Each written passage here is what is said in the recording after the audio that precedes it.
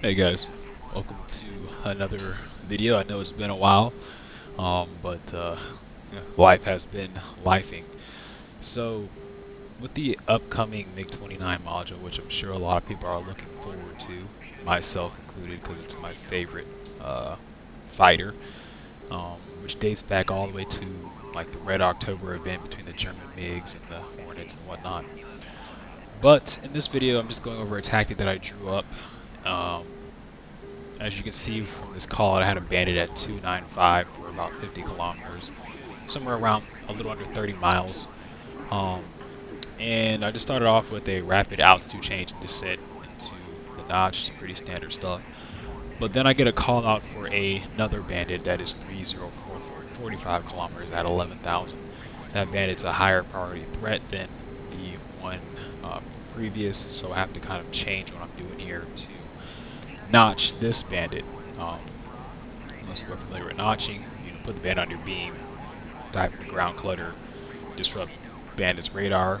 You know, same old, same old. Um, but what I'm looking for here is bandits at 270 for 40 at 3,000. I want to keep that in mind because I want to put him on my beam. This is the new bandit. That was a higher threat. Now that the bandit is on my beam here, what I want to do is I want to call out for AWACS again and get an update on his position. So now he's getting closer. He's 273 for 35, 3,500. Pretty consistent, but he's still tracking with me, and I don't need that. I kind of need to get out of that radar scope or scan zone.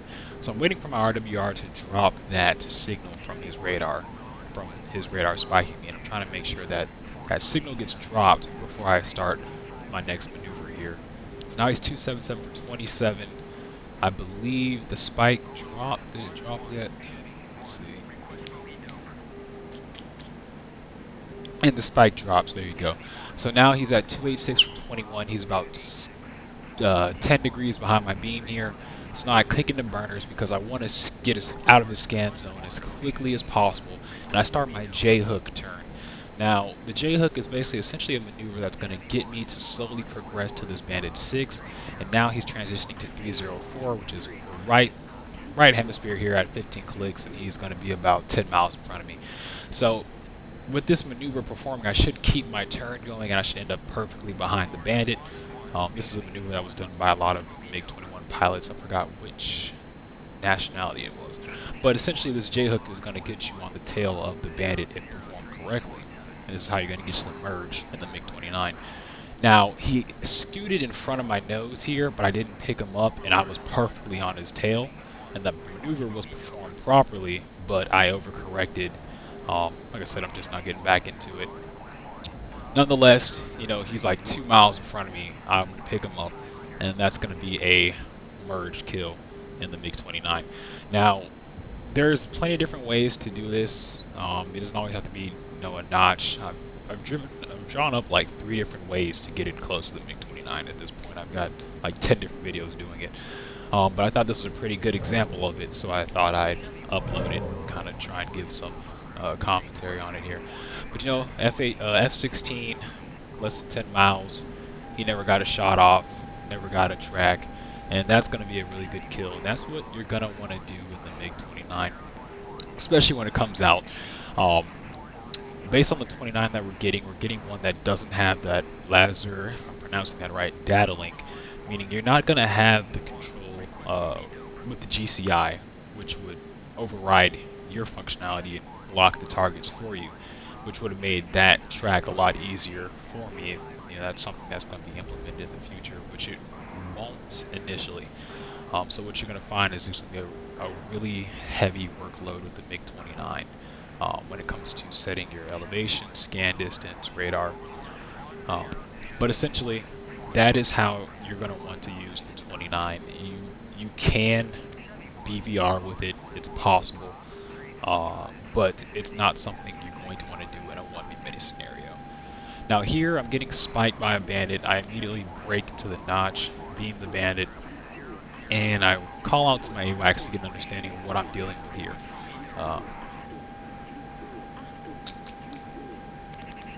And I get a 350 for 50 at 6,000. So based on the timeline for this engagement, he's about 30 miles.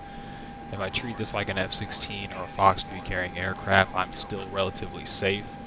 But what threw me off in this engagement here was that the constant lock tone. I was trying to understand why this was occurring, but then it kind of clicked to me. The strength of the radar and with how close the bandit is, it's going to result in a hard lock. Looks like it's been a while. There wasn't really much of a tactical, a tactic involved in this besides a timeline. Every engagement that I get into, I have a timeline of how I want the engagement to go, and seeing that this bandit is still pressing me and I'm not breaking his lock, he's more than likely within, I think my AWACS goes blind at this point, so 011. Yeah, so he's at about, he's approaching on 15 miles. So at this point, I'm thinking to myself, this guy's getting too close, this notch isn't working. I need to create distance and get away, or at least extend, so I can have more options here. Because if I keep trying to stay defensive, I'm going to get killed. So I extend away, and I lose the track, which is great. And now I have to kind of decide what I want to do, because I can't run away per se, given the distance.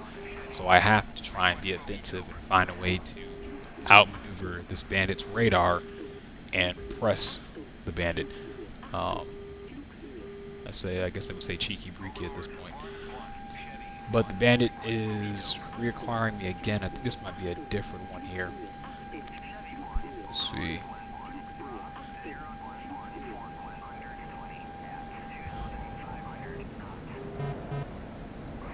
Yeah, the AWACS lost track of the bandit at this point. It's not even picking him up.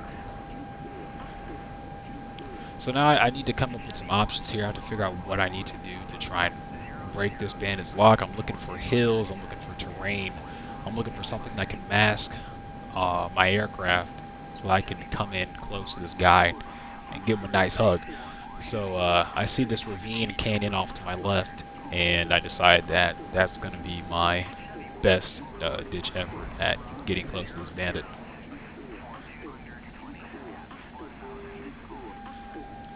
Damn, bro, almost got me killed. So at this point, we've done a pretty good job of avoiding the Fox 3 with enough maneuvering. I'm happy about that. And now we got to get into the vertical scan, and we've got to turn into this bandit hard and get a shot off quickly.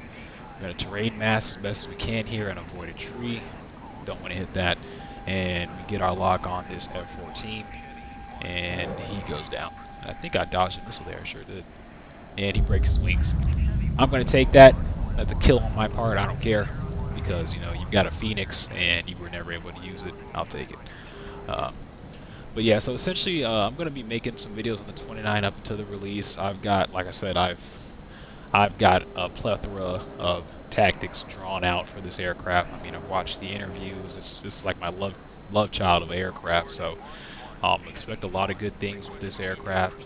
Like I said, it's going to be very intensive for, you know, virtual pilots. It's going to be a lot of workload. It's not going to be easy, but that's what's going to be really unique about it. So you will be able to do some kind of BVR. I wouldn't recommend trying to do it in one of many scenarios, because sorting is going to be a problem. Getting in close to bandits, for me personally, I don't think it's going to be an issue. You're just going to have to really understand what you're doing and why. But yeah,